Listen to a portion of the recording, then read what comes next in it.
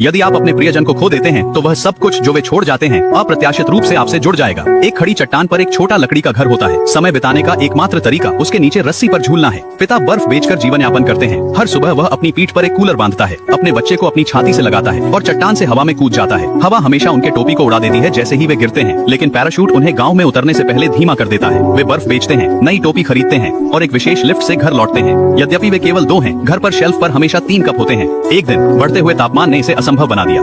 जल को हिम में परिवर्तित करने की क्रिया असंभव हो गई। फिर एक हिमस्खलन उनके छोटे निवास को निगल गया और निवास खतरनाक रूप से झुक गया। भले ही उनका पैराशूट विलुप्त हो चुका था, गहरी खाई को समर्पित हो गया था। विकल्पहीन होकर पिता ने अपने शिशु को कस के बांधा और कूद पड़े। नयन बंद कर वे चरम के लिए सज्ज हुए थे। जब पिता और बालक सचेत हुए तो उन्होंने पाया कि वे टोपियों के ढेर पर लेटे हुए हैं। टोपियां 3 रंगों की थीं, लेकिन पीले रंग की टोपियां ऊंचाई चढ़ते हुए कम हो गईं और अंत में अदृश्य हो गईं। वह टोपी का ढेर मात्र स्मरण नहीं बल्कि प्रेम भी था जिसने वास्तव में उनका रक्षण किया था। ऐसा प्रेम जिसने अत्यंत आवश्यक समय में जीवनदायिनी अवरोध का सृजन किया था।